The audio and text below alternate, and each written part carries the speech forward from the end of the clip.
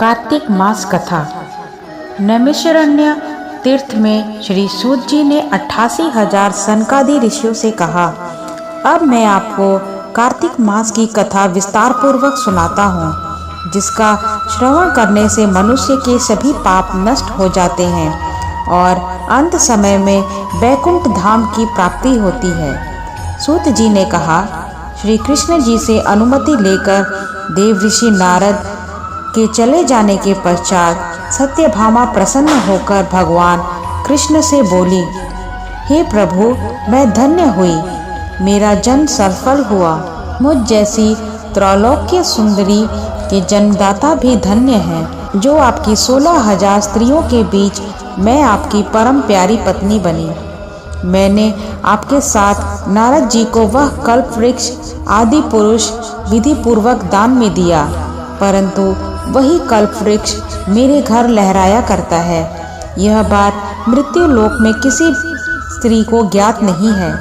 हे त्रिलोकीनाथ, मैं आपसे कुछ पूछने की इच्छुक हूँ।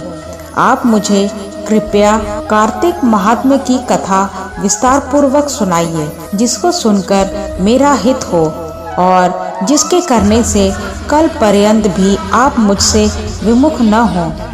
सूत जी आगे बोले, सत्यभामा के ऐसे वचन सुनकर श्री कृष्ण ने हंसते हुए सत्यभामा का हाथ पकड़ा और अपने सेवकों को वहीं रुकने के लिए कहकर विलास युक्त अपनी पत्नी को कल्प वृक्ष के नीचे लेकर गए। फिर हंसकर बोले, हे प्रिय, 16,000 रानियों में से तुम मुझे प्राणों के समान प्यारी हो।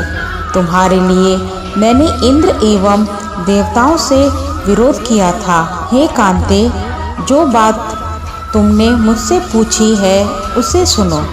एक दिन मैंने तुम्हारी इच्छा पूर्ति के लिए गरुड़ पर सवार होकर इंद्रलोक जाकर कल्प वृक्ष को मांगा। इंद्र द्वारा मना किए जाने पर इंद्र एवं गरुड़ में घोर संग्राम हुआ और गौलोक में भी गरुड़ जी गौओं से युद्ध किया। गरुड़ की चोट से उनके कान एवं पूंछ कटकर गिरने लगे, जिससे 3 वस्तुएं उत्पन्न हुई।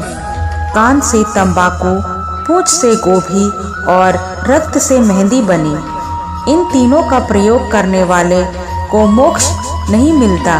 तब गौओं ने भी क्रोधित होकर गरुड़ पर वार किया, जिससे उनके 3 पंख टूटकर गिर गए। उनके पहले पंख से नीलकंठ, दूसरे से मोर और तीसरे से चकवा चकवी उत्पन्न हुए। हे प्रिय, इन तीनों का दर्शन करने मात्र से ही शुभ फल प्राप्त हो जाता है। यह सुनकर सत्यभामा ने कहा, हे प्रभु, कृपया मुझे मेरे पूर्व जन्मों के विषय में बताइए कि मैंने पूर्व जन्म में कौन कौन से दान, व्रत व जप नहीं किए हैं। मेरा स्वभाव कैसा था, मेरे जन्मदाता कौन थे और मुझे मृत्यु लोक में जन्म क्यों लेना पड़ा। मैंने ऐसा कौन सा पुण्य कर्म किया था जिससे मैं आपकी अर्धांगिनी हुई। श्री कृष्ण ने कहा, हे प्रिय, अब मैं तुम्हारे द्वारा पूर्व जन्म में किए गए पुण्य कर्मों का विस्तार पूर्वक कहता हूँ, सुनो। पूर्व समय में सतयुग के अंत में मायापुरी में अत्रि गोत्र में वेद वेदांत का ज्ञाता देश देव वर्मा नामक एक ब्राह्मण निवास करता था। वह प्रतिदिन अतिथियों की सेवा, हवन और सूर्य भगवान का पूजन किया करता था। सूर्य के समान तेजस्वी था। वृद्धावस्था में उसे गुणवती नामक कन्या की प्राप्ति हुई। उस ब्राह्मण ने अपनी कन्या का विवाह अपने ही चंद्र नामक शिष्य के साथ कर दिया। वह चंद्र को अपने पुत्र के समान मानता था और चंद्र भी उसे अपने पिता की भांति सम्मान देता था। एक दिन वे दोनों कुश व समिधा लेने के लिए जंगल में गए। जब वह हिमालय की तलहटी में भ्रमण कर रहे थे, तब उन्हें एक राक्षस आता हुआ दिखाई दिया। उस राक्षस को देखकर भय के कारण उनके अंग स्थिर हो गए और वह वहां से भागने में भी असमर्थ हो गए। तब उस काल के समान राक्षस ने उन दोनों को मार डाला। चूंकि वह धर्मात्मा थे, इसलिए मेरे पार्षद उन्हें मेरे वैकुंठ धाम में मेरे पास ले आए। उन दोनों द्वारा आजीवन सूर्य भगवान की पूजा किए जाने के कारण मैं दोनों पर अति प्रसन्न हुआ। गणेश जी, शिव जी, सूर्य व देवी, इन सब की पूजा करने वाले मनुष्य को स्वर्ग की प्राप्ति होती है।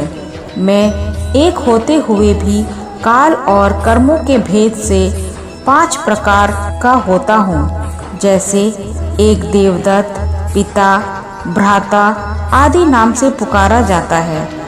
जब वे दोनों विमान पर आरूढ़ होकर सूर्य के समान तेजस्वी रूपवान चंदन की माला धारण किए हुए मेरे भवन में आए तो वह दिव्य भोगों को भोगने लगे। ओम भगवते वासुदेवाय नमः।